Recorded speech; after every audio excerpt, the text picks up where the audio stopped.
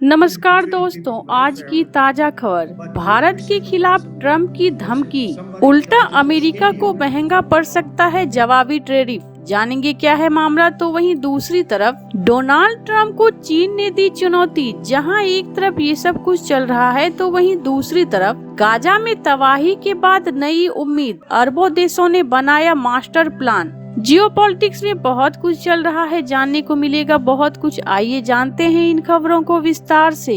Cairo में आयोजित आपातकालीन शिखर सम्मेलन में अरबों नेताओं ने 53 अरब डॉलर की पुनर्निर्माण योजना को मंजूरी दी। यह योजना अमेरिकी राष्ट्रपति डोनाल्ड ट्रंप की विवादास्पद गाजा अधिग्रहण योजना के खिलाफ पेश की गई है, जिसमें उन्होंने 20 लाख से अधिक फिलिस्तीनियों को वहां से बाहर ले जाने का सुझाव दिया है। अरब लीग के महासचिव अहमद अबुल गैत ने बैठक के अंत में घोषणा करते हुए कहा, यह अब केवल मिस्र की योजना नहीं बल्कि एक अरब योजना है। अरब जगत की स्थिति स्पष्ट है। हम किसी भी तरह की विस्थापना को अस्वीकार करते हैं, चाहे वो स्वैच्छिक हो या जबरन। मिस्र ने इस पुनर्निर्माण योजना के लिए एक विस्तृत 91 पेज का दस्तावेज तैयार किया है, जिसमें हरियाली से भरपूर मोहल्ले और भव्य सार्वजनिक भवनों की तस्वीरें शामिल है। इस प्रस्ताव को अमेरिका द्वारा पेश की गई मिडिल ईस्ट रिवोरा योजना के जवाब के रूप में लाया गया है, जिसे अरब देशों सहित कई अन्य देशों ने नकार दिया था। मिस्र की योजना केवल संपत्ति विकास तक सीमित नहीं, बल्कि इसमें फिलिस्तीनियों के अधिकारों और राजनीतिक समाधान पर भी जोर दिया गया है। मिस्र के राष्ट्रपति अब्देल फतेह अल सीसी ने अपने उद्घाटन भाषण में 2 राष्ट्र समाधान पर भी जोर दिया, जिसमें फिलिस्तीन को एक स्वतंत्र राज्य के रूप में मान्यता दी जाएगी।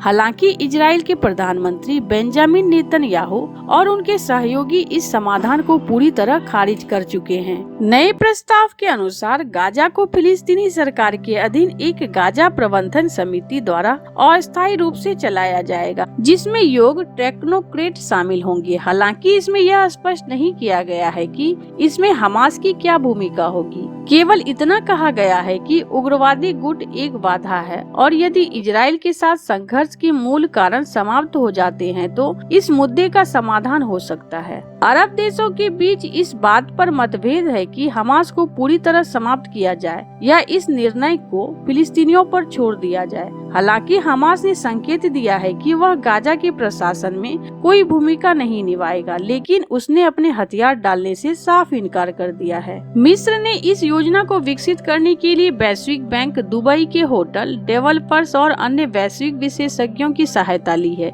इसमें हिरोशिमा, बेरूत और बर्लिन जैसे शहरों के पुनर्निर्माण से मिली सीख को भी शामिल किया गया है। ट्रंप ने कहा कि वह किसी पर अपनी योजना थोपेंगे नहीं, लेकिन अब वह इस पर जोर दे रहे हैं कि उनकी योजना ही असली समाधान है।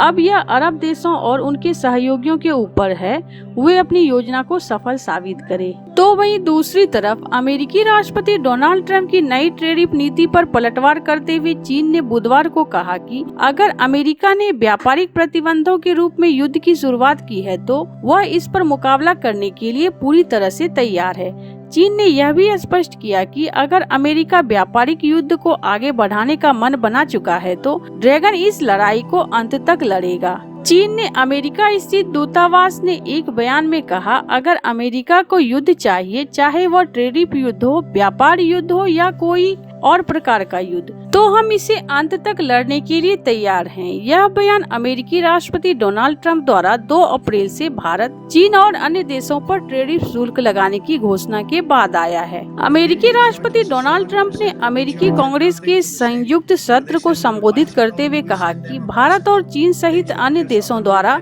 लगाए गए उच्च शुल्क बहुत अनुचित है। 2 अप्रैल से ये शुल्क लागू होंगे। ट्रंप ने कहा, दूसरे देशों ने दशकों तक हमारे खिलाफ टैरिफ का उपयोग किया है, अब हमारी बारी है कि हम उन देशों के खिलाफ इसे इस्तेमाल करना शुरू करें।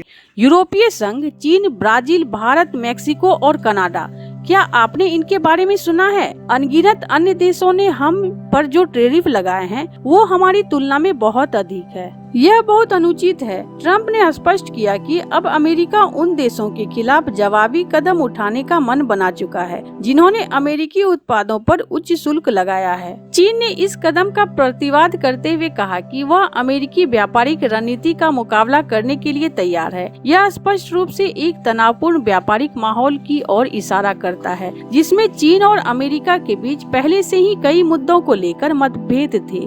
चीन ने कहा कि वह किसी भी प्रकार की आर्थिक संघर्षों से पीछे नहीं हटेगा और इसे अंत तक लड़ेगा। आपको बता दें कि इस व्यापारिक युद्ध के कारण वैश्विक बाजार में अस्थिरता आ सकती है और दोनों देशों के बीच व्यापारिक रिश्तों पर गंभीर असर पड़ सकता है। जहां एक तरफ ये सब कुछ चल रहा है तो वहीं दूसरी तरफ अमेरिकी राष्ट्रपति डोनाल्ड ट्रंप ने मंगलवार को कांग्रेस में संयुक्त सत्र को संबोधित करते हुए एक बड़ा ऐलान किया। उन्होंने कहा कि 2 अप्रैल 2025 से भारत सहित कई देशों पर रेसिप्रोकल टैरिफ यानी जवाबी टैरिफ लागू किया जाएगा। इसका मतलब है कि अगर भारत अमेरिकी सामानों पर जितना टैरिफ लगाता है उतना ही टैरिफ अमेरिका भी भारतीय सामानों पर लगाएगा। ट्रंप इसे अपनी अमेरिकी फर्स्ट नीति का हिस्सा बताते हैं और कहते हैं कि इससे अमेरिकी अर्थव्यवस्था में निष्पक्षता आएगी।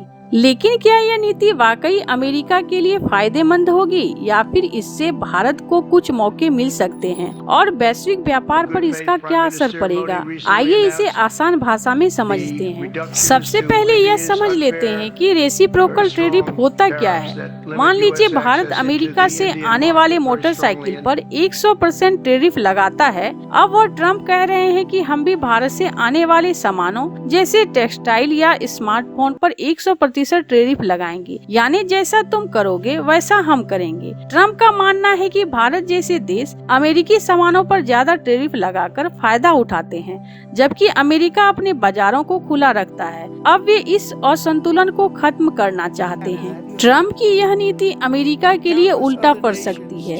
कैसे, चलिए इसे समझते हैं। अमेरिका में कई जरूरी चीजें जैसे कपड़े, दवाइयाँ और इलेक्ट्रॉनिक सामान भारत में सस्ते में आते हैं। अगर इन पर टैरिफ बढ़ेगा तो उनकी कीमतें भी बढ़ेगी। इसका सीधा असर अमेरिकी लोगों की जेब पर पड़ेगा। मिसाल के तौर पर भारत से आने वाली सस्ती जेनेरिक दवाइयों पर टैरिफ बढ़ाने से दवा कंपनियों को ज्यादा कीमत वसूलनी पड़ेगी, जिसका बोझ आम अमेरिकी नागरिकों पर जाएगा। कई अमेरिकी कंपनियां जैसे एप्पल भारत में स्मार्टफोन बनाती है और फिर उन्हें अमेरिका में बेचती है। अगर भारत से आने वाले सामानों पर टैरिफ बढ़ेगा तो इन कंपनियों की लागत बढ़ जाएगी। इससे या तो उसे नुकसान होगा या फिर वे कीमतें बढ़ाएंगी, जो अमेरिकी ग्राहकों को पसंद नहीं आएगा। अगर अमेरिका भारत पर टैरिफ बढ़ाता है तो भारत भी अमेरिकी सामानों पर टैरिफ बढ़ा सकता है।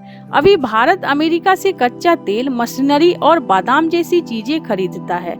अगर इन पर टैरिफ बढ़ा तो अमेरिकी कंपनियों का भारत में बाजार कम हो सकता है। इससे अमेरिका का व्यापार घाटा और बढ़ सकता है, जो ट्रम्प की सबसे बड़ी चिंता की बात है। भारत जैसे विकासशील देशों को इस स्थिति का फायदा उठाने का मौका मिलेगा। वे अपने अर्थव्यवस्था को मजबूत करने के लिए नए व्यापारिक रिश्ते तलाश सकते हैं। कुल मिलाकर ट्रम्प का रेसिप्रोकल टैरिफ लागू करने का फैसला अमेरिका के लिए जोखिम भरा साबित हो सकता है। यह महंगाई बढ़ाएगा, अमेरिकी कंपनियों को नुकसान पहुंचाएगा और व्यापार घाटे को कम करने की बजाय बढ़ा सकता है। दूसरी ओर भारत के लिए यह चुनौती के साथ साथ एक अवसर भी है। भारत अपने निर्यात को विविध बना सकता है और वैश्विक बाजार में अपनी स्थिति मजबूत कर सकता है। वैश्विक स्तर पर यह नीति व्यापार युद्ध को हवा दे सकती है, लेकिन साथ ही नई आर्थिक साझेदारी को भी जन्म दे सकती है। अब देखना यह है कि 2 अप्रैल 2025 से शुरू होने वाला यह टैरिफ खेल दुनिया की किस दिशा में ले जा सकता है। ऐसे आपको क्या लगता है इन सब मामलों में? आपकी क्या राय है? कमेंट कर जरूर बताएं। जल्द मिलते हैं अगले वीडियो में नई खबर के साथ।